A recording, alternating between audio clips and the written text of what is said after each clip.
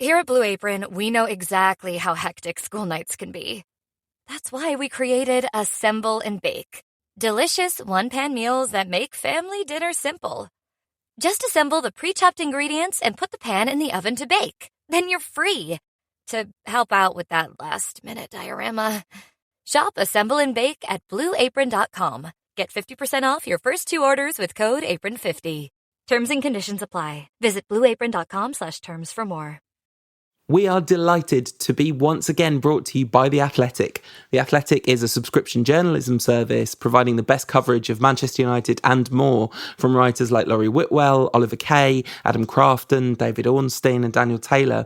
Their world-class team of writers is brought to you completely ad-free on their app. There's no ads, no annoying pop-ups, and they go really in-depth on a huge range of topics around all different aspects of football. To start a 7-day free trial and receive 50% off your yearly subscription, meaning it works out to just £2.50 a month, head to theathletic.co.uk/NQATpod. That's theathletic.co.uk/NQATpod.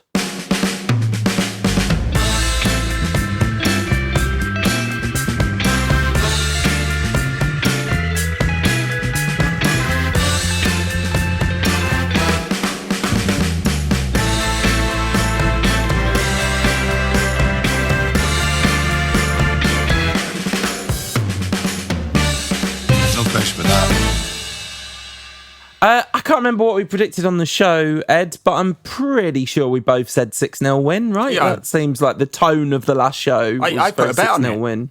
From Bet 45 Red. Something. You know what? I can't even remember.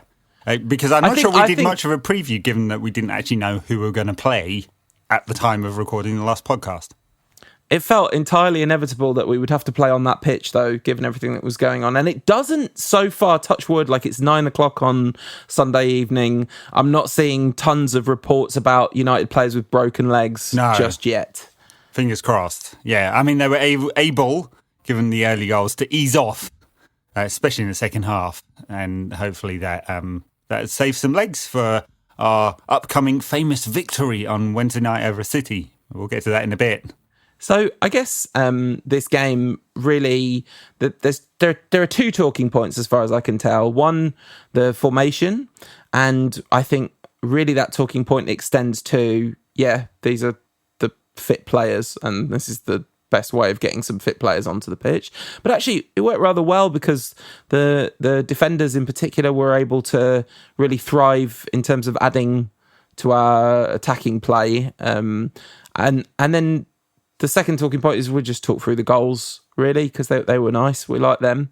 But obviously, beating League Two, Tranmere League 1. League 1 doesn't really... Bottom third of League 1. Yeah, doesn't tell us anything about anything whatsoever, except that the immediate pressure has probably been absorbed, even if we get spanked 4-0 by City. We're not going to see lots of Solskjaer sack chat. There is City... Wolves and Chelsea to come. So there are some tough games in the next week and a bit. Yeah. So that pressure can return quite quickly, and I suspect it may well do. But of course, if United had been beaten here, there would have been almighty amount of pressure for Solskjaer to be given the order of the boot, which everyone at United and our favourite PR people have been telling us is definitely not going to happen. It would take a miracle for Solskjaer to not be in situ by come the summer. Anyway, we'll talk about that after we talk about the show. After the game. Yes. So who scored first? Harry Maguire. Harry Maguire scored first. First goal for United. He's not a prolific goal scorer, although I think everyone feels like he should be or something. Big old slab head. But he got one for United finally. Do you know who was a prolific goal scoring centre back for Manchester United, Ed? You know who was absolutely class, easily worth 80 million in today's money? Dennis Irwin. Dennis Irwin was great. I mean, he scored so many free kicks, storming into the box, getting onto Cantona, worlding through balls. When he tweets something about Steve Bruce, a man like Steve Bruce, Ed, absolutely. People are a bit sensitive, aren't they? absolutely atrocious Steve Bruce slander. This will not stand. I messaged Ed during the week to be like, we need to change the name of the Twitter account so people know it's you, not me, because he's out here tweeting about Steve Bruce in disparaging terms. Outrageous. You said we spent 80 million on Harry Maguire. We spent 80 million on Steve Bruce with a first touch. Harry Maguire wishes he was Steve Bruce with a first touch. Hey, look, let me just be clear. I love Steve Bruce. Fantastic servant for United. You couldn't question anything about his heart or commitment or what he gave to United or his captaincy. The fact that he was such a great ambassador for the club during some tough times and then some very good times. And I think I was simply saying there were some limitations to his game. And I reckon he would, in the sort of more dynamic football that we have today, tactically, physically, he might struggle a bit because his limitations were his passing range and his mobility. So yeah, which Harry Maguire's limitation is not his passing range, but it's definitely his mobility. Yeah. As we know, Harry Maguire's trying to do this all with one hip, though. But it didn't stop him absolutely smacking one top bins. Obviously, like everyone assumed when he signed, that his goal, when it eventually came, would be getting that big slab head, Steve Bruce style, onto a pounding dramatic header. But instead, he absolutely top binsed one from 25 yards. Yeah. A lovely strike of the ball. Steve Bruce, by the way, two very memorable moments. I'll come to Harry Maguire. But for me, one obviously scoring that header against Sheffield Wednesday to de facto win us the title, where I managed to fall down several flights of stairs in the excitement of it all. Great moment. Other one, away at, I believe, if I'm remembering it right, Sheffield United in the FA Cup, where he missed a penalty, hit the post. And let's just say the Manchester United faithful were not very happy about it and decided to kick off somewhat with the locals and, let them know they'd been in a game. Yeah, terrace culture, something else we'll talk about in a little bit. The Maguire goal was a nice one.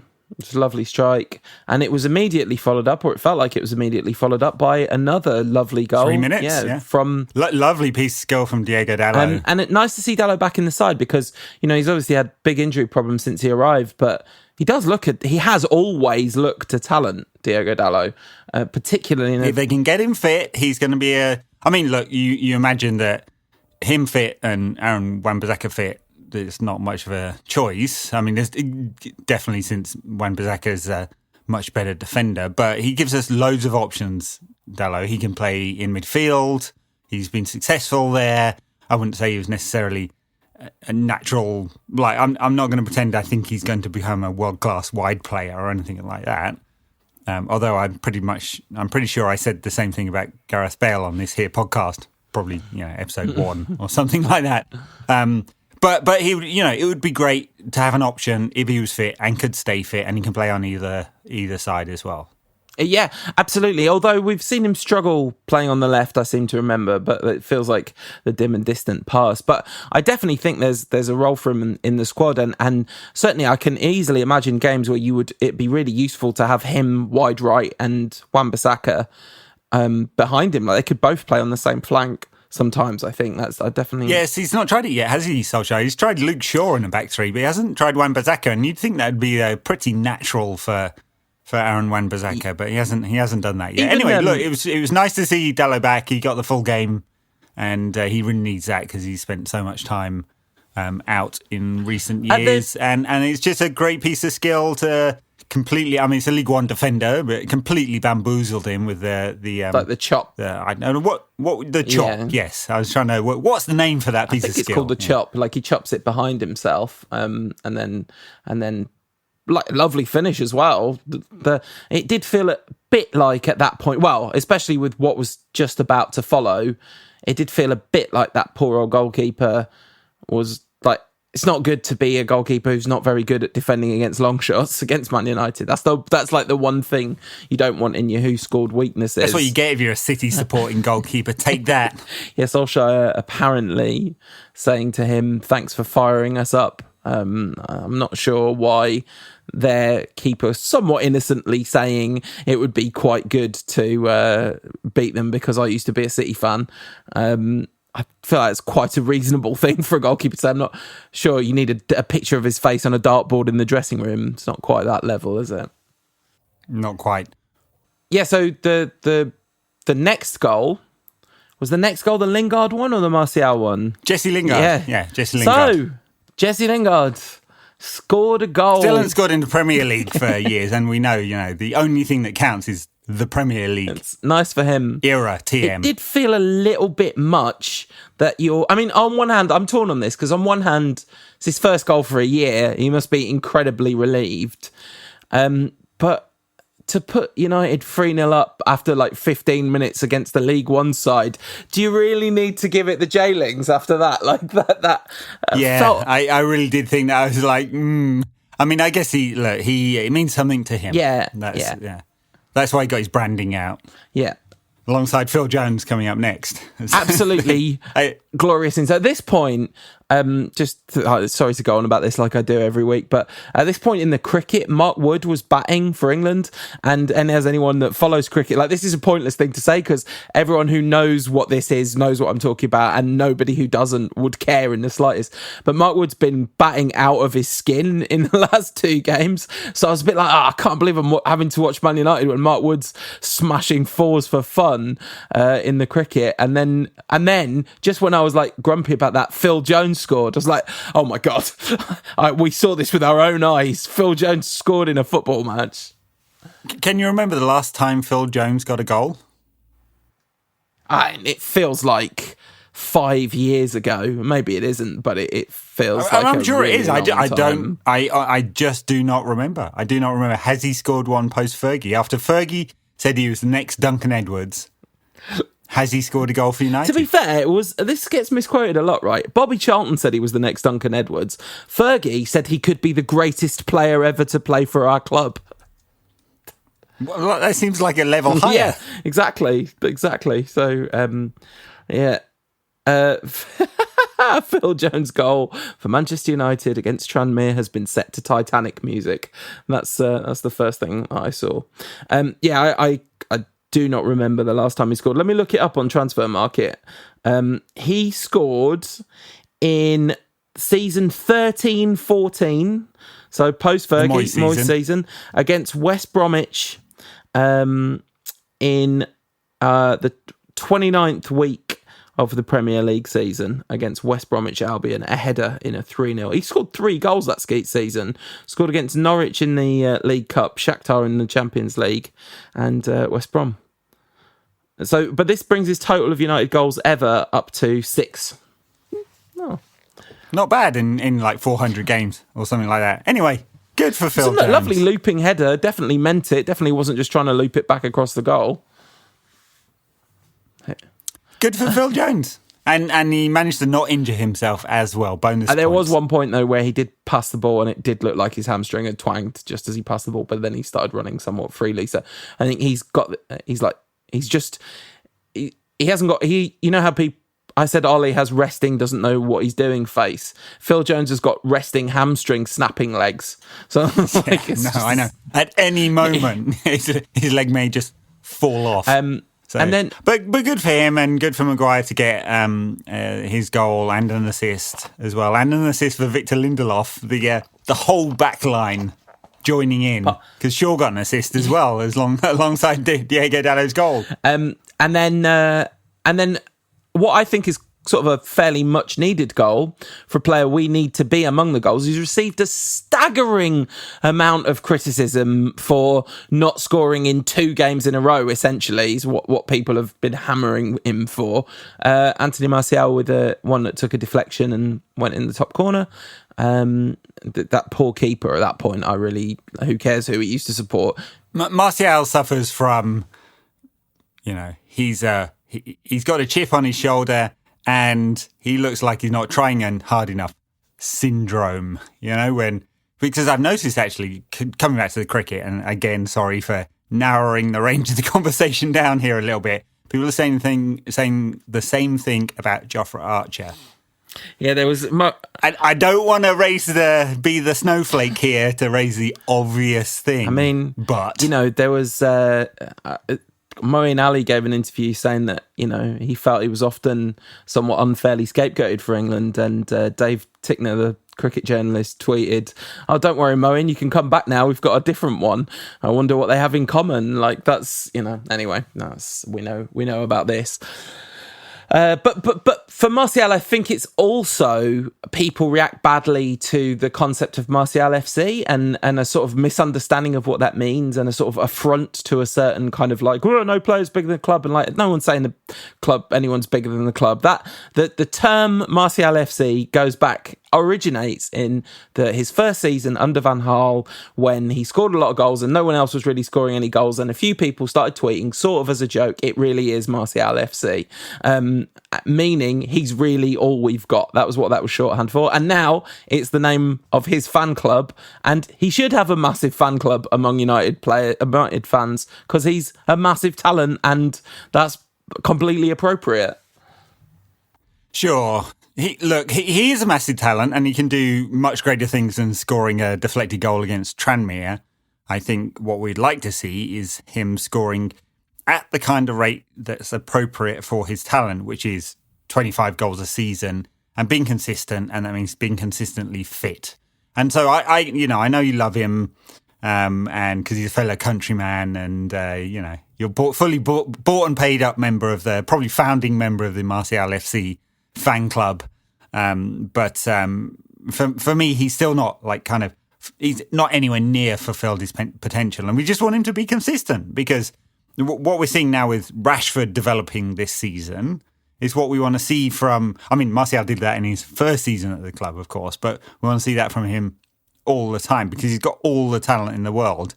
It just needs to be applied really consistently, and we know nothing about that from this game, but nice to see him get a goal. And then United just eased off, basically, and the second half was just a competition in passing. In fact, even for a point during the second half, they allowed Tranmere to have some possession and a couple of corners.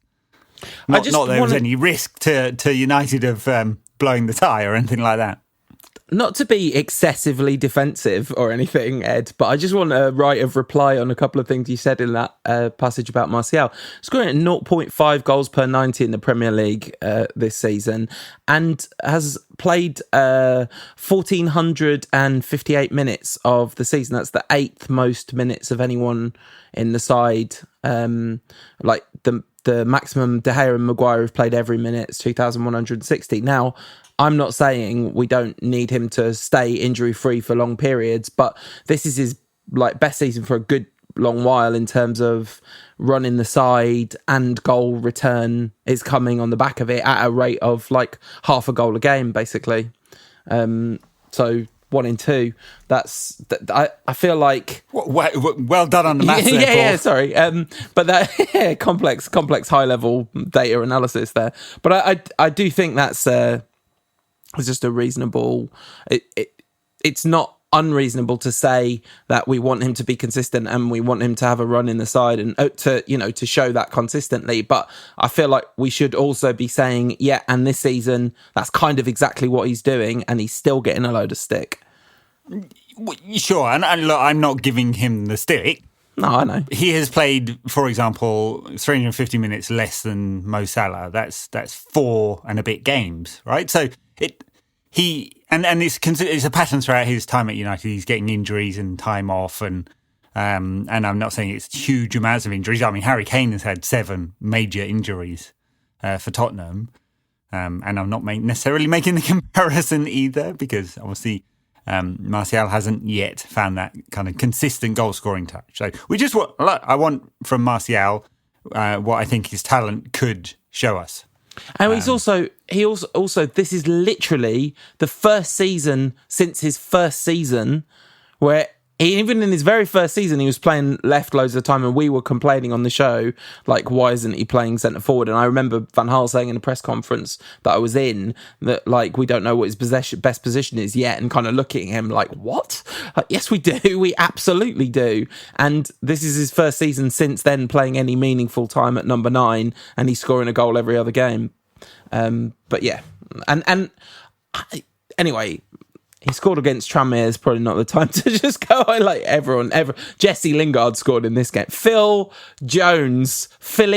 Nathaniel Jones. That's probably not his middle name, but it could be. Does he look like a Nathaniel to you? Philip Zebediah Jones scored in this game. So Philip Duncan Edwards Jones scored in this game.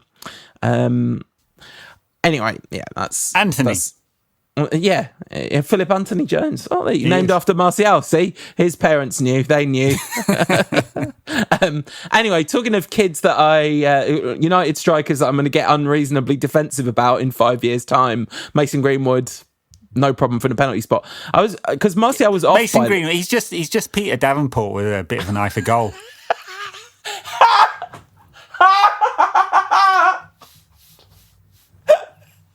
Paul's just lost the run of himself, folks. Yeah.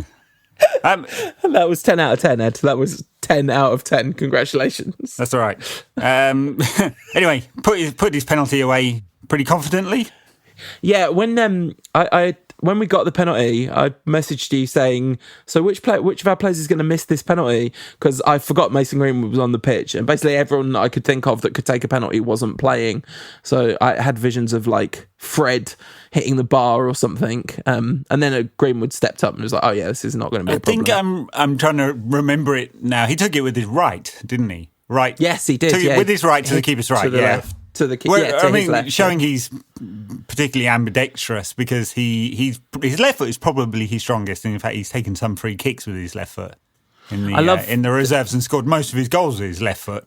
Imagine being the kind of player who's like, right, I'm going to take penalties with my right foot and free kicks with my left foot. That is literally just showing off, and it's to be highly encouraged. It's Ronnie O'Sullivan suddenly switching to play with his left-handed at the Crucible just to take the piss. Yeah, it's Jofra Archer bowling left arm spinning the nets to warm up. That's anyway, it's and Mason Greenwood continues to be an absolute superstar in the making, and it's going to be great fun to watch his development, assuming all goes as it really should for him. But that's a lot of chat about a game that doesn't mean a darn thing. No, it doesn't. When's the draw, by the way, for the fifth round? When do we get City away? Will it be Monday night? It tends to be Monday something night. Like that, yeah. Yeah. So, I mean, ultimately, it's good to still be in this competition, especially given how much Solskjaer has invested in staying in the competition. And he clearly, it meant a lot to him, and this idea that this whole thing about long-termism versus short-termism, there's been a lot of short-termism aimed at keeping us in the FA Cup. I mean, I saw a lot of people saying it was a surprisingly strong side, this, but I think leaving out Fred, leaving out Williams, he played Lingard, who hasn't been getting in with a sniff of the first team. Really, it was just sort of the two central defenders. 6 changes. Yeah. I mean, it was still a strong side because you don't have a very small squad, and he doesn't seem to be prepared to dip into the pool. I mean, so, James Garner didn't play. Angel Gomez didn't play. Stories around today that he missed training, and that's why he was dropped, or effectively wasn't given the opportunity this time, or came late for training. Sorry, not missed training. I don't know whether that's true, but that's it's certainly been said by people who should be in the know. So he didn't dip deep into the pool of youth talent for this one, but mixed it up a little bit. And look, it was hard to work out exactly what the balance was going to be here, because yes, you want to protect United. They've played a lot of games recently, got a lot of games to come with the Europa League coming up soon. Theoretically still in the hunt for a Champions League spot, and he hasn't had the opportunity to mix up his squad an awful lot. On the other hand, he's got to be in arse protection mode. He's got to be thinking about, he is an embarrassing defeat away from Joel Glazer getting on the phone and saying he's a goner. Absolutely. I mean, absolutely. I guess you would say that the only guaranteed starters in the team were Lindelof, Maguire and Martial. I mean, Matic is a guaranteed starter at the moment, but he's not, as only because of injury. But those other three are really the only ones in that whole team that you'd say these are nailed on to start every game. Right. And one player who would have played, but for a recent transfer, Ashley Young, with a picture of the cross from the right-hand side for Martinez to score for Inter in a 1-1 draw on Sunday. He's got it in him. One every 15 games or so, if that.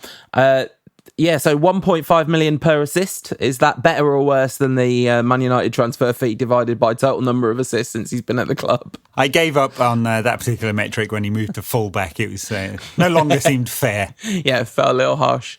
Anyway, shall we take a little break and then move on to some other nonsense? Let's do it. Enjoying, no question about that. If so, let others know about us. The best way to do that is leave us a review and a rating on iTunes and hit that subscribe button.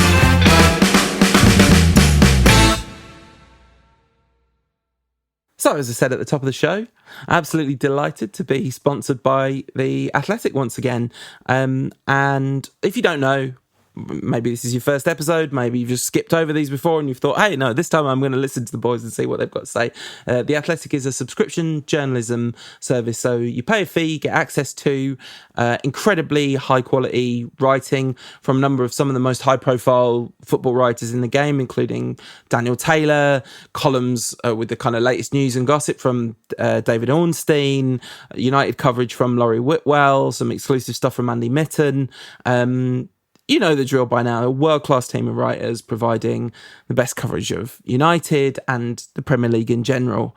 And so within their app, no adverts, no annoying pop-ups, just kind of pretty clean interface. You can follow the writers you like. It's a nice app. I like using it. If you want a 7-day free trial and 50% off your first year's subscription, which means that it works out to 8 pence a day. That's just 8 pence a day. I think that price is okay. It's just 8 pence a day. I want you to do this in different styles each week. Okay. We can do drum and bass next week, trap beat, country. Okay. Well, I was asked how much I'd pay when my baby went away, and it was 8 pence a day to read football coverage to make me feel okay. There you go. That's my off the top of the dome country riff on the vibe. Woke up this morning, spent 8 pence on my Athletic subscription. Full bar blues. So that is if you want that offer, it is theathletic.co.uk/NQAT pod. And then we get a little kickback on the side, which, we love that sweet kickback. What else we love is good writing. And I have to say, I've always been a big fan of Danny Taylor, not just because he quoted me in his book. It wasn't perhaps the finest story ever, have to say. No. But it's been immortalised forever in print. And very, very, this is the one. Very good book, by the way. Anyway, this week he talks about anger. It starts off with a long story about the comedian Dave Allen and road rage. And then, of course, passes this into the 25th anniversary of Eric Cantona kicking the hooligan, as Eric put it, and which was on the 25th of January. God, how did 25 years go by? Because I remember this really, really keenly. And actually, I have to keep reminding myself every time this comes up that, of course, very few people watched it live. I mean, you had to be in the stadium. There was not live TV coverage of this. And in my mind, I keep thinking, oh, yeah, I remember seeing that. But you always saw it after the fact. And in fact, I'm pretty sure I was at my friend's house and we listened to this game on the radio because I'd been down to Selhurst Park a lot of times for games, but I didn't go to this one. But 25 years ago, where'd it go? Well, the radio commentary is particularly sort of iconic in a way because it's like Jonathan Pearce absolutely letting himself down once again and proving himself to be the kind of sanctimonious reactive. Anyway, let's perhaps leave that for not this bit of the show. That's right. Taylor ends his column with a little story about anger and Ben Stokes getting into some trouble at the Wanderers this week, suggesting that someone with glasses may like to meet him outside to discuss the said fan talking or comparing Stokes to Ed Sheeran. Very funny little anecdote, that one. It's a pretty shame for Ed Sheeran, who's a massive cricket fan, that like he will definitely know that Stokes wanted to kill someone for saying he looked like Ed Sheeran. To be fair, I think it's probably the tone in which this was said, but it's a brilliant article and it's part of his column, so covers multiple different subjects, and he talks about Mark Sampson, former women's team, England women's team manager. He was found, in inverted commas, not guilty, but really of a new accusation of abuse. But so everyone's kind of like, even the club that he works for now, like, yeah, he's been exonerated. And then Daniel Taylor points out, if you look at the findings, he's not exonerated at all. It's just they can't prove either way what happened. That is not exoneration, but anyway. No, I believe Enia Loco it's excellent on this one. And I think Samson got sacked. Not for racism, actually, but for a sexual relationship with a player. So, not a nice fella. But like the Enia Luco thing, as Daniel Taylor points out, did stick, and that he was found to have done that. Anyway. So it's like how he's working in football. How he's working in football. Daniel Taylor sort of talks about as well. Victoria Derbyshire. And that show being taken off the air, and he sort of talks about her crucial role in something, and he's pretty humble about this himself, but Daniel Taylor's work around sex offenders in football and the really crucial, and in fact a new case absolutely. This week that Taylor's been reporting on at Watford. And honestly, when it was announced that he was going to the Athletic, that was the point at which I was like, right, well, I'm going to have to sign up for this because I want to read what he's got to say. I genuinely think, like, if I could only read one actual journalistic football writer for the rest of my life, I think I'd pick Danny Taylor, to be honest. Also this week, I don't know whether we hadn't talked about it on the last pod, did we? New podcast from the Athletic about Manchester United. It's not as good as this pod, but, we like Carl, so we'll be nice to him. Yeah, absolutely. All right, so theathletic.co.uk/NQAT pod. Their podcasts, by the way, are not just behind the paywall, so you can listen to them wherever you get podcasts. And the United one is called Talk of the Devils. Athletic.co.uk/NQAT pod for a 7-day free trial and 50% off a year's subscription.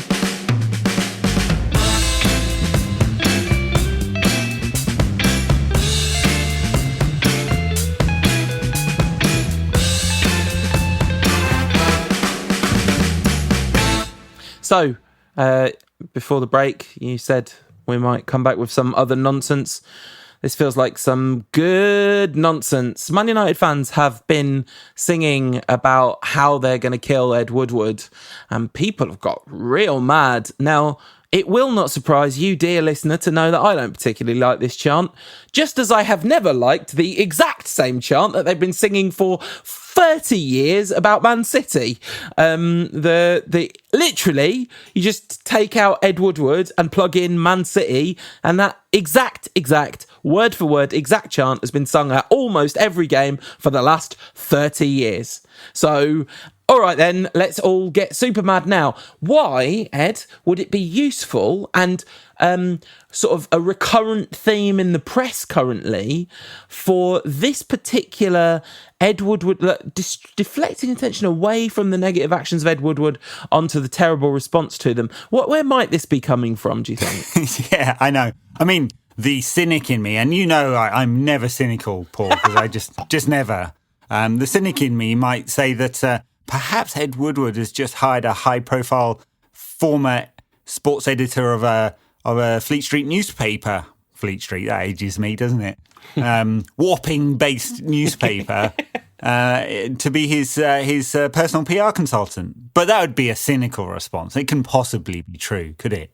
So Neil Ashton, you talked about it, I think, on the show, or maybe it was during one of our adverts, actually. You mentioned that Neil Ashton had left his career in journalism to start PR and had been hired by Manchester United. At this point, it does not look like he has been. I mean, I don't mean this as in I've seen who's hired him and seen the books. What I mean is the resultant coverage does not look like he's been hired by Manchester United so much as Ed Woodward.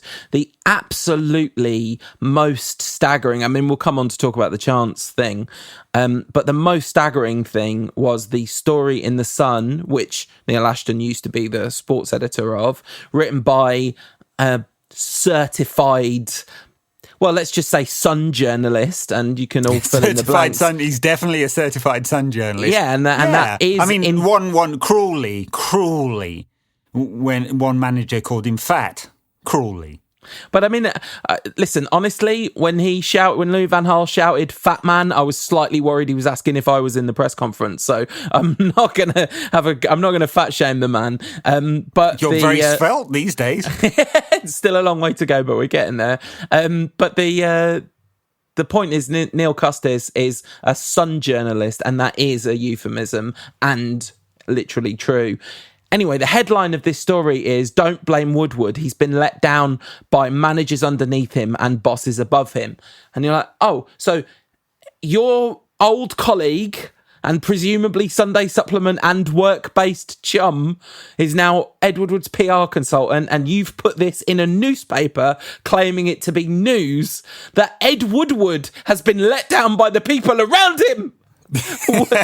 I know, it beggars belief. It's interesting because, of course, within the sort of bubble of Manchester United fans on social media, particularly on Twitter, where this debate plays out a lot, it looks like Ashton has sold Ed Woodward up river, basically, with two hand-sized paddles, but it's not quite how media works, of course, because people do have their own echo chambers and their own bubbles, and the Sun still has a massive reach. So the message that Ed Woodward clearly wants to get out there that, it's other people that have let him down, and he's the real genius behind United's, commercial behemoth. And he's just been unlucky, and Manchester United have been unlucky, and he's done everything right. And, and look how smart we were in the summer, That's clearly the message he wants to get out. The message that his bosses are also to blame, I'm not sure. I mean, there was a piece in the Athletic this week talking about transfers, right? And what do you do if you want to get a transfer? And one of the pieces of advice, which was quite funny, which was basically, don't piss off the billionaire owner because you're never going to get what you want, because it's all about ego at that point. I remember when David Moyes was in charge of Manchester United, brief pause to let everyone allow the shudder that just ran down their spine to run down their spine. Not that things are actually better now than they were then, but hey. We had it good when Moyes was in charge. Yeah, well, I mean, points-wise at this stage in the season, we considerably did. But anyway, when David Moyes was in charge of Manchester United, I remember him saying even Fergie would be struggling with this squad. And I thought at the time two things. One, he literally won the league with this squad the season before, you absolute moron. And secondly, I don't think you should go after your benefactor, because he's going to be in a boardroom somewhere saying, I stood on that pitch and said, stand behind your new manager. And now he might be going, well, actually, I think he's a bit of a div. But that felt like that felt almost like that Custis article felt almost like Woodward shooting for his future beyond Manchester United. I don't know. Look, he's been more than a decade out of investment banking. I'm not sure I'm not an expert on investment banking, but I know enough people in the space. I'm not sure he's getting another job back in that world necessarily. Maybe he's not getting another job in football at £4 million a year plus points, on shares vesting at some stage we don't know, right? Definitely not for a club, for an institution that turns over a little over 600 million, he's very well paid. He's a very well paid executive. I mean, in my industry, I work in tech. I know people who are in charge of multi-billion pound either companies or divisions of companies that don't get paid anywhere near that at all. Absolutely. It's the kind of weird football, small business, big business bubble, isn't it? It's like football is not big business, football is small business, but it has a big business profile. So they get paid, and there's a load of the money in football goes into its people in a way that it doesn't in other industries, because they're not spending money on R&D and stuff. But anyway, so that was the first wave of PR, and the next wave of PR has been story after story after story about these chants, and it just makes me sick. Like I hate the fact that football is so like, ratchets and hammers and Stanley knives and spanners, like all of that is I remember, like, one man went to mow one man and his baseball bat, all that. Like, it's a classic, that one is. I've never liked any of it, but that's me. Like, that's obvious. Obviously, I don't like that. Everyone knows, anyone that's ever listened to this show before knows that. But I also don't like it when there's rank hypocrisy in the coverage of something, because football writers have not just realised that football fans chant really objectionable stuff all the time. Yeah, no, look, in a way, it's like expecting nursery school kids to be nice to each other. Yeah, I mean, it is tribal, and football fans do say stuff which, or pretending what a comedian says in a set is what he actually thinks, and they actually get the same kind of journalistic tone of article comedians do. They've said something horrible in hey, folks, football fans sing stuff they never actually believe. There aren't too many Manchester United fans who want to literally set Ed Woodward on fire or chop him into pieces. Our next owners may want to, because, they're into that kind of thing, if that comes to pass. Shouldn't have made that joke. Hey, my friendly friends in Riyadh, don't chop me up. But I think as with a lot of comedians, particularly comedians in positions of power, sometimes it's very easy to not hold people account to what they say and their influence on the culture. And I think there's a broader discussion. Daniel Taylor's article, which we're going to talk about on The Athletic during the commercial break, but Daniel Taylor's article talks about football and the level of anger and the level of anger in sport and the level of anger in society, and I think it's a big problem, and I think it's too easy as a general rule to just say, well, football fans are just football fans and it's fine. But I also don't think you can go now because Ed Woodward's hired a PR consultant and they're singing mean things about him and he doesn't like it, we should all wring our hands about this particular thing, which is, like I said earlier, it is word for word that think, like, how Ed Woodward and Man City have the same number of syllables. Like, if you haven't regularly gone to United games and you might not follow all the chants on the TV coverage, just so you know, this chant that everyone's going mad about that sounds so disgusting and disgraceful has been sung for almost every game for 30 years. Well, yeah, quite. Look, just a few notes on how PR works, right? It's not generally a profession in which some kind of guy in the shadows with some magic casts a spell over journalists in order to make them go and write the thing that their client wants to write.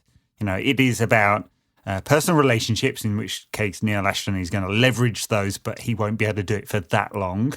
And it's about making the other side of the coin, so, not the client, but the journalist's life as easy as possible in order that they provide the kind of copy that you want, right? So in order to get these stories, he's going to have to give something up. And the something he's going to give up, going to have to give up are little tidbits that will be fed to him by Ed Woodward, if Ed Woodward is basically the client, right? So, we will see other stuff exclusive behind the scenes, didn't know details on Manchester United's strategy in the papers with key journalists that they want to influence, for sure.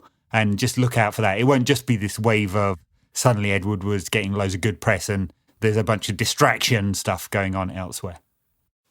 Yeah, absolutely. And it's it's always important to understand how these things work behind the scenes. And I think it's interesting that you've got a kind of it's a subculture, not a culture, but you have a subculture of people who are switched on enough to know, especially like there's certain like key voices in that subculture who are calling this out, and like, but then fans become more broadly aware. There's a load of 15-year-olds on the internet that know Ed Woodward's hired a PR consultant, and that's why these stories are approaching. Of course, there's a kind of assumed there's an excessive level of assumed literacy on the part of a lot of people, and really crucial stuff gets missed in that. But it is kind of interesting that you've got like this whole subculture who understand at least the basics of what's happening here, and that it's going to be fascinating to see how this plays out over the next few weeks and what sorts of stories we've seen. I mean, we've called out repeatedly. I think it was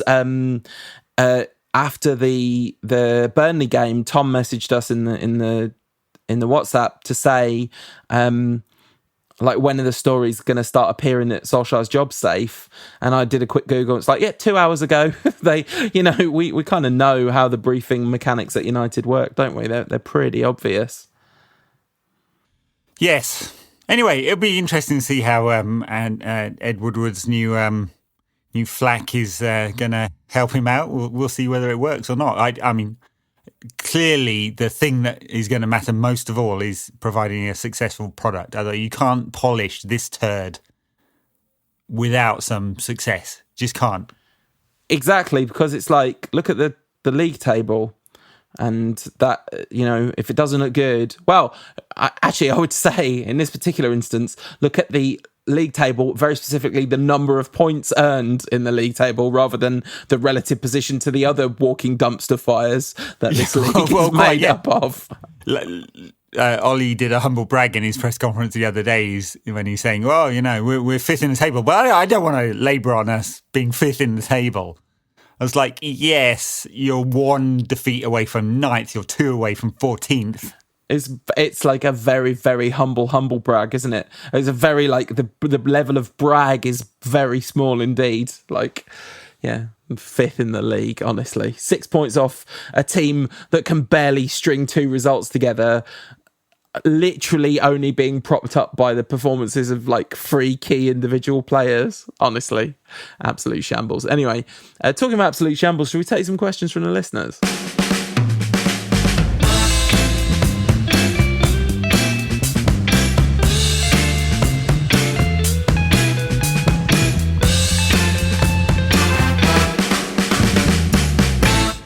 That's one of the most stupid questions I've ever heard in my life. It tests my patience.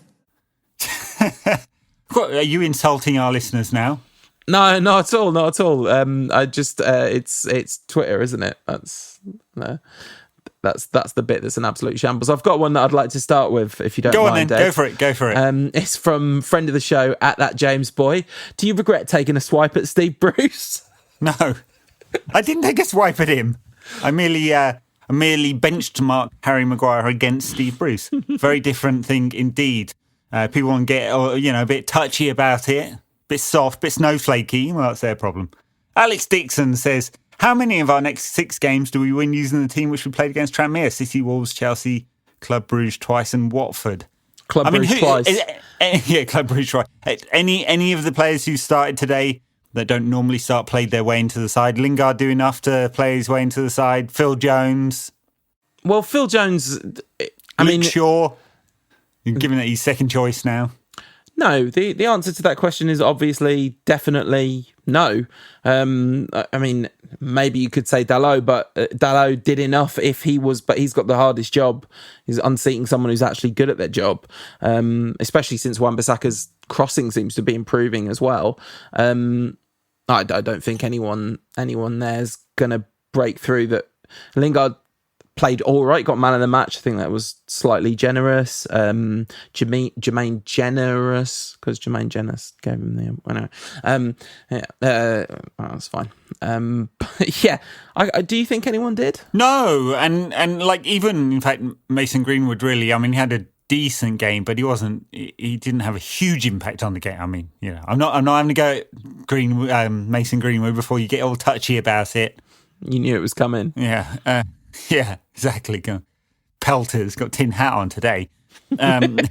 Anyway, no, it was nice to see Delo fit again. Luke Shaw hasn't done anything to convince us. I mean, he ran past a couple of players. I was like, whoop, there's something left in the tank. But I don't think he did anything to suggest that he's a better option on Wednesday than Brandon Williams. And I'm going to assume that since Brandon Williams didn't start, he is starting on Wednesday. Yeah, I mean, I think that was the key thing about the pecking order. I mean, we know this, right? We know that Williams has overtaken Shaw in the pecking order, and this was yet more proof of it, because it's like, yeah, Luke Shaw, you can play against the League One club. We'll use the teenager against Man City. So, yeah. That's... The Torch says, so it sounds like, you know, he should be playing bass for a rock band, but... Our performance is matching what we expected at the outset of the season, battling for 4th to 6th. We as humans understand that meaningful progress takes time and effort, so why United fans and football fans in general are always in such a counterproductive emotional panic? Well, I think it's partly, I mean, it's a fair point if you take kind of Ollie's view that we're in 5th place, but we are literally a defeat away from 9th and a couple away from 14th. It's such a pain, this whole argument, because people are so sure that the other side of, I don't mean the Torch in particular, but people in general are so sure about almost everything that the people on the other side from the argument to them are idiots. Like, there are some signs of some sort of building and some sort of progress in some areas. Ollie has got some things right. He's not just a walking calamity. He's not, you know, walking under lampposts and smashing into window panes, and you know that's not what it's been like. But I think it's also reasonable to say, after a year in charge, let's say, well, he's made a lot of decisions in a year, right? A year is a lot. You get to make a lot of decisions, and how many of those decisions were the right decisions for building towards the future of Manchester United? That question, you can't know for sure what the answer to that is, but I would suggest that there is plenty of evidence that it's not going well. So I get why people are in a kind of emotional panic, and I think there is some counterproductive short-termism in football, but you can also be counterproductively long-termist. I mean, you know, Fergie was the killer app for people who say, hold on to your manager, because it's like, things weren't going very well, they held on, and it turned into the greatest thing that's ever happened in the history of football. But there's a lot of evidence. Like, Alex Ferguson won his cup with Aberdeen, broke up the duopoly in Scotland. Like that, nobody's done it since. Nobody had done it for 40 years beforehand. Right, like it's, you know, he already had this extraordinary way, and you know, yes, applying this argument for Ollie just doesn't work at all. No, I mean, he just doesn't have anywhere near the CV. So, yeah. Andy Davis asked the question on a theme here. There are several like this, so I'm picking this one out because it's kind of nicely worded. Why shouldn't you walk out next week? So what do you think about the walkout? Great plan? Question. So I know that some people think that it is sort of inappropriate to choose Memorial 58th. And I get that. So the just for people that aren't following this story closely, the idea is that a 58th minute walkout in the game that's meant to memorialise, well, is the kind of annual memorialisation for the Busby Babes, to register the protest against the way that the club's being run. And some people are saying it feels like this is the wrong thing to use. And I have a lot of sympathy for that argument, because you could say, actually, this is not necessarily the time for that. The counter to that for me is, actually, this isn't about ignoring the memorialisation of the Busby Babes. It's about saying what our club has become almost doesn't deserve to carry this lineage anymore. Like, say that the plan is to go out in the 58th minute and go and gather around the Munich clock. Well, there's going to be quite a lot of crowd crush if that happens, because there's going to have to be some good organisation if that's done.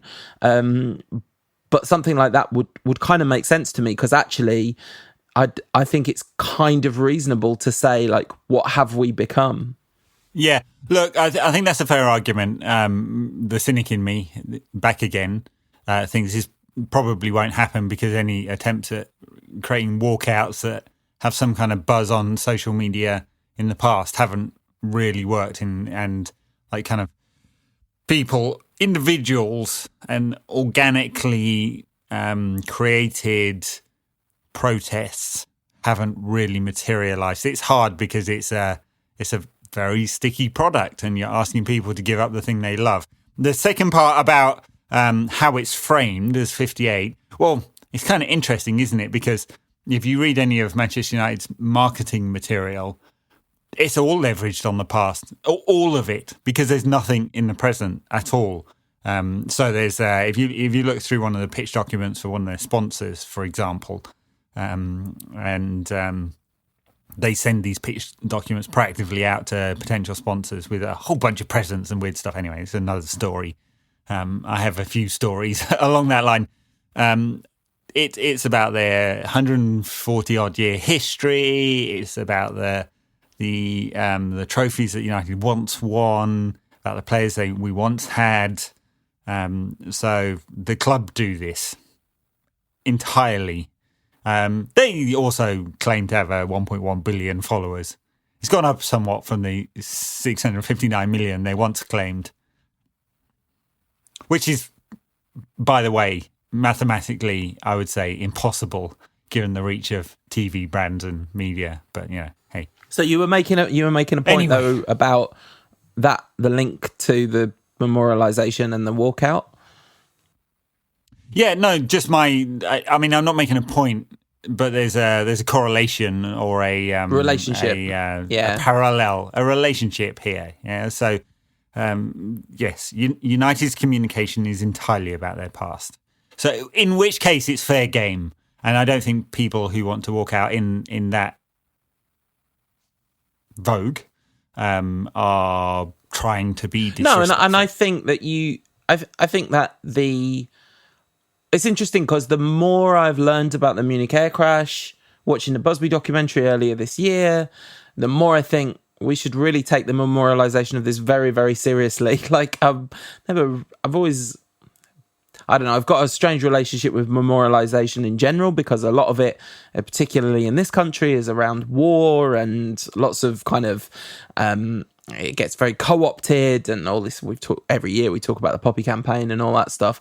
But this feels like something where actually we should be keeping the flame of this memory alive. We should be, we should, as a community, remember this thing that happened to, which my parents would just about remember. But, this is something of loads of people would be their kind of great-grandparents that would remember it well. It's something we should kind of keep alive in our hearts. And I think if you walk out in the 58th minute, you should be doing it like in silence or singing songs of remembrance of those players or, something like that. I don't think you can do it and divorce yourself from do it in a kind of refusal to memorialise. But I don't think anyone is really saying that's what they should do. I'd say there's a wider question, which I'd be interested in your take on, Ed, which is you said like it's difficult to get these kind of things going. There was a Liverpool fan who mentioned that actually their protests against Hicks and Gillette were really effective, but it feels like actually Hicks and Gillette also were just like Liverpool's about to go bankrupt and they were in real big trouble, and it wasn't like a sort of simple case of fan protest got them out. Newcastle fans have been tearing their hair out trying to get Mike Ashley out the club, but football fans won't do the only thing that's actually in their power, which is stop going. And, No, that's right. And in fact, the majority of people, if there is some kind of walkout, are likely to be season ticket holders who've already handed over their money. In fact, everyone will have handed over their money already. But, the power of symbolism is important in football because the way United make their money, aside from broadcast and a little bit of match day, 16% is match day, 30-something% of the club's income is through commercial partnerships, and they want to be associated with United and the glory and the reach. And so if it looks like a tarnished product, that's going to impact the bottom line. Anyway, Move on. Couple of questions from Halvard Hordvik and TK United in a related theme. Are there potential buyers of a club this size that aren't from the Middle East? What kind of buyers could that be? And TK asks, would you prefer the Saudis buy Newcastle or Manchester United? So I'm going to take the second one first, because actually none. I think it would be a damning indictment on the powers that be in football if a regime of that nature was allowed to. I mean, it's bad enough that there are some other really dodgy, nation states. I mean, we're owned by Americans, and the Americans do plenty of dodgy things. But as far as I know, the Glazer family are not in government, and there's some nation states that own clubs around Europe, and this is a particularly despotic nation state which likes to behead and chop up journalists and hack into rich people's phones. One of my friends saying that the fact that they've hacked Bezos's phone might make him so annoyed he buys Man United, which apparently no interest. I've asked around. I also know some people who know Jack Ma who does like football but no interest in buying a football club. I've been putting the feelers out saying, guys. Well, I feel like a kind of tech billionaire with terrible employment record, all that kind of stuff. Like, that isn't really any better. The problem is we're at the level of money where there's no clean billions anywhere in this world. There's no clean billions. No. I mean, look, theoretically, Bezos could buy United and not even notice it, and then just run the club on its own merits. No debt, just spend the money you've got, and the club would be extremely successful. Presumably put the right kind of structures in place and fired some key senior executives. Yeah.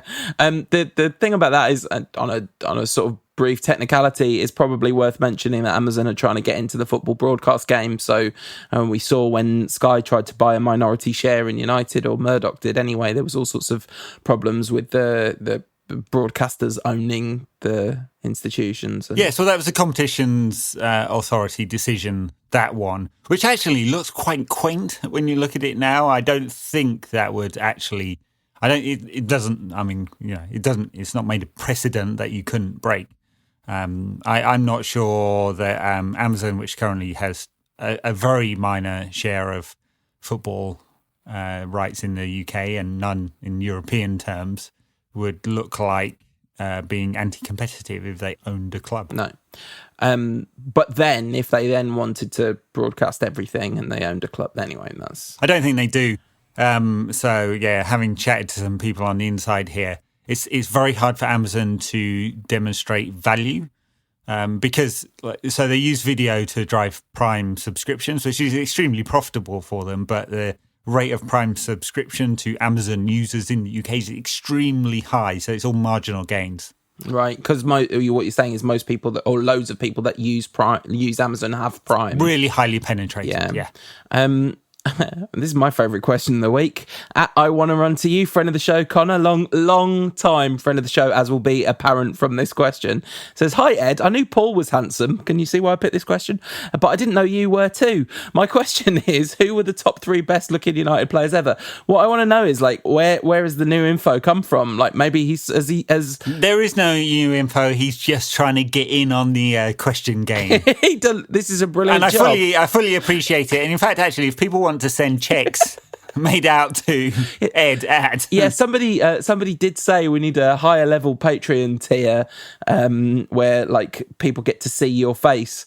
I was like, I'm pretty sure you wouldn't have to pay as much to see a picture of Ed's face. Pretty sure the rate's quite low. Also, Ed's face has been out there. It's been out there. It's you've kind of managed. You weren't so lazy. You could discover this if you wanted. Yeah. Anyway, who were the top 3 best looking United players ever? That's his real question, and it's a really good question. And there's some stiff competition. I would say that 80s era Brian Robson, in his prime, there's a certain rugged 80s handsomeness. Rugged handsomeness. You're going to go with Clayton Bratmore, aren't you? Because you like the pretty boys. Steady on. I was going to go with Robin van Persie because he's definitely top. Yeah, he's pretty handsome man. There's a lot of competition for places in this arena. Lots of different, Lil Juan Mata, although I think he's probably your friend, isn't he? Well, to be honest, Ed, that's what I'd be angling for with all of them. But listen, there's been some Patrice Evra, very handsome young man. But I think the actual winner of this is a man with his collar up and his chest out and his shoulders back, bestriding the place like a colossus. Eric Cantona, obviously. Number one. All right, I think we should move on. Yeah, it's probably time to. Should we have a break, cool off, and then come back with a City preview? All right. Enjoying, no question about that. If so, let others know about us. The best way to do that is leave us a review and a rating on iTunes and hit that subscribe button. So, the City game, we're 3-1 down, and more or less entirely devoid of hope. I don't know. Are you more or less entirely devoid of hope for this one? Feels like a spectacular long shot to think. Well, I'm gonna dig deep into the bag of completely meaningless tropes associated with Ole Gunnar Solskjaer and say we've always got Paris, which is exactly what Ole said last week, or in fact after the first City game. So yes, we've always got Paris. It seems unlikely. I mean, City, I don't think would, or rarely, mismanage a game in the way that Paris Saint-Germain did on that night. And I just can't see it. I mean, they're going to have so much possession that it's very, very hard to come from 2 goals down playing on the break, without trying to force the game. Because you're like City can just double up, play the double pivot in midfield, have an extra man covering at the back. They don't have to throw too many men forward. They can just keep the ball, suck the oxygen out of the game. I mean, there's so many ways for City to manage this game properly and cover up their weaknesses that it's hard to see where United can exploit something. So what you're looking for is United to score an early goal from some, wonder strike or a corner or a set piece or something like that, which is like takes the game management out. And in order to change the dynamic. And even then, it just seems unlikely. Yeah, so I just, while you were talking there, looked up a few odds. You can get 9-1 on United to win this match, not to qualify, to win this match. Wow! In a 2-horse race. Yeah, 9-1, and the best price or like the. I'm going to have me some of that. Oh no, which betting exchange should I don't know. Put that one on. Look it up yourself, or don't. More likely. But anyway, it's and it's like 3-10, 2-7 for City. Now, when you look at the to qualify market, that you're getting 1-100. So you bet £100 to win £1. So if you want City to qualify, and if you seems like a sound investment, yeah, and if you think that United are going to do this, you get 50-1. So that the bookmakers are roughly estimating that if this game was played 51 times, Manchester United would win one of them. So it seems remarkably unlikely this happens. Yes, I mean, I don't see it. I'm struggling to create a scenario in my head in which United do manage to do it, because it's there's no away goals rule, so United have to score twice without reply to take this into extra time. And then another one to win it. Yeah. Obviously worth saying at this point that the odds for Manchester United getting past PSG and pulling off that particular comeback would have been extremely sizable also. So, things do happen that defy the odds. It's just they don't happen very often. And them having happened once before doesn't necessarily make them more likely to happen the next time. In fact, I suspect mathematically... maybe, I don't know, probability. Probability's head record. Yeah, they are unrelated mathematically. That's right. Yeah, I remember probability. It's heads and tails, isn't it? It's all that stuff. That's right. Yeah. Yeah. Well, I think if we chuck the coin up, thousands of times in this game. I know. I think 50-1. I mean, like to win the game. Fine. Yes, I can see a scenario in which United can win the game. Right, one chance, defend well, but you have to change the way you play to do it twice. Yeah. No, I think it's and you know, this would be a big ask, like a really big ask if United were at something like full strength. But our arguably three most important players for this particular game would be missing. And that's Pogba, who was missing from Paris, but, you know, Rashford, even this season, take Pogba out of the equation, Rashford and Scott McTominay, who is nowhere near our best player, but is one of the most important players and basically the only player in the squad who can do the job that he does, which is, you know, there are many players in the world that could do it better than he does and would have other strings to their bow on top of it. So I'm not saying he's like an unreplaceable genius. I'm saying he's the only Scott McTominay we've got in our squad. There's no one else that does that defensive job. Just look at the data in terms of chances given up with him in the team and without. All right, so we're done and out of that cup. Because at the moment, the treble's still on, isn't it? Oh, by the way, it's a small side note, right? You know how Liverpool are obviously, we know the thing about the league and all that. We know about that. That's happening. They've got a perfectly reasonable chance of winning the Champions League as well. I don't think that's a wild shout. Obviously, it's a knockout competition. It's hard to win, etc., etc. But I hope you're not going where I think you might be going with this. I'm saying Jurgen Klopp has said they drew today, right? So there's a replay, and Jurgen Klopp said he's not going to play any senior players, and he's not going to manage the team.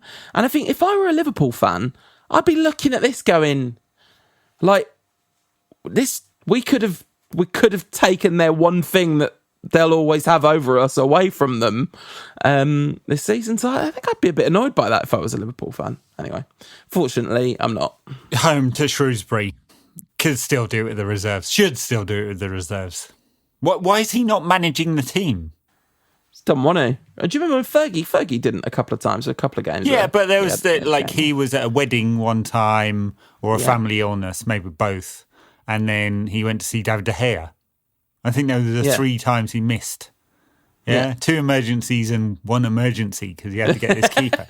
So if it's somehow like still here. I'm more important. That's extremely disrespectful to the competition and to Shrewsbury. Yeah, I mean, honestly, absolutely. You know, Manchester United were forced out of the FA Cup by the government in 1990, whenever, 2000. 2000. In 2000, and the government at the time was quite happy, and the FA, who all knew exactly what was happening, as we've seen in the recent deep dive on The Athletic, and happy for United to take the flag. If Jurgen Klopp's saying, I'm too important to managing this tie, we've got other stuff to do. Yeah. All right. Well, Ole Gunnar Solskjaer would never do that because he's perfectly willing to break his players' actual spines to get past one more round in this competition. So anyway, there we go. All right. So prediction, because we just do this every game. We're going to lose 2-0 is mine. Okay. I think we are going to score a goal in this game. And I think that we're going to lose 2-1. So there you go. Let's hope it is another miraculous result, and we look forward to a League Cup final. That's the glorious prize at the end of this miraculous result. Seems unlikely. Talking of United City games, Manchester United's women's team played City in the 4th round of the Women's FA Cup on Saturday, lost 3-2 in a pretty entertaining game. I'd say they were second best for most of the game, but did a really interesting thing, which was press and force City into a lot of mistakes, and managed to get one of the goals directly from one of the presses. You said Lauren James scored a worldie in that one as well. Scored a really good goal, yeah, cutting in onto her left foot and smashing home at what looks like the keeper's near post, but it's just really cleanly struck. Yeah, she's grown a lot this season, I think, from last season. I think didn't start the game. But looking like she's a real talent. We saw someone on our Instagram said they thought the officiating in this one was particularly questionable. Did you spot any of that when you were watching? Well, so there was one that looked like it was over the line. It was really hard to say because they got one stationary camera, at Leigh Sports Village, so it's not great angles at all to see it. But from a couple of the stills, it looks like it's over the line. Of course, the bottom of the ball can be over the line, but because it's a sphere, not all of the ball might be over the line. So it's really hard to say. But I'd say the standard of officiating in the women's game is not that high. They often use very young, inexperienced refs. And I think it probably does a disservice to the women's game that the top refs aren't shared around a bit. I mean, we had a little chat after the game. I didn't see it, but you were saying they just look really well coached. This side, they look like they all know their jobs, and they do. Look, this is a team. I mean, they started out with 2 players in wide areas. United use width very well. The women's team do, and they started out with 2 players probably unfamiliar in those positions, and I think that did impact on how United played. But I think they seem like a very well drilled side whose players know what they're doing. Couple of players have converted into different positions as well. So a lad who came in over the summer, formerly. You said a lad. Yeah, lad. No, lad. L-A-D-D. My bad. Sorry, thought you said a lad who came in over the summer. I was like, well, okay. That would seem like changeable circumstance. Yeah. Anyway, she's moved from being a striker to a midfielder, and being converted really well because she's had a very good season. So anyway, there's a Conti Cup semi-final against Chelsea coming up on Wednesday night. So another chance for United to make a final. Brilliant. I just haven't watched hardly any of this, and it's something that I would like to do, but it's honestly, I watch almost no football apart from the Manchester United men's first team, so that's the reason. I can't remember the last football match. I tried to watch some of Watford against Tottenham last weekend because I had a bad leg and I couldn't do anything else, and honestly it was just so boring. I was like, I would rather do almost anything than watch this Jose Mourinho team labour to I think a draw against Watford. But anyway, all right, that's quite enough podcasting for one day. Backers though, stay tuned for even more content. We're going to talk about the anniversary of Eric Cantona's, talking of anger in football and angry fans. We're going to talk about Eric Cantona taking matters into his own feet. So stay tuned for that. And fists. Yeah, absolutely. And everyone else, we'll see you on Friday to cover everything that goes on in that City game and preview the weekend's game against Wolves. See you then. See you next week or later this week.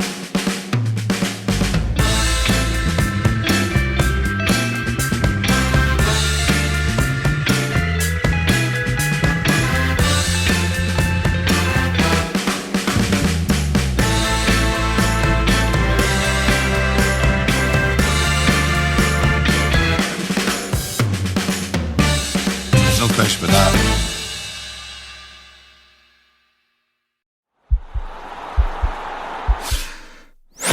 This podcast is part of the Sports Social Podcast Network.